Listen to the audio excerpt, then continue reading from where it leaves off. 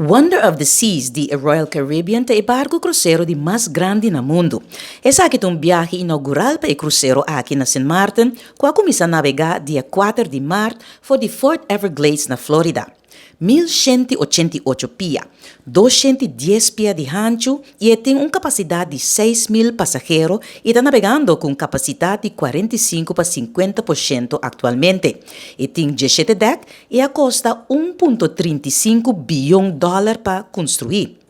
Segundo Alexander Gumbs, CEO de Port St. Martin Group, ele indica que a temporada de cruzeiro 2022 a começar slow, por motivo de Omicron.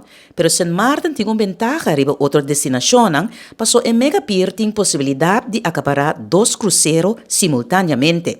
E St. Martin Port City, aunque está admitir que competência está na caminda. Wonder of the Seas ta é de 5 barcos de classe Oasis que tem St. Martin dentro seu itinerário.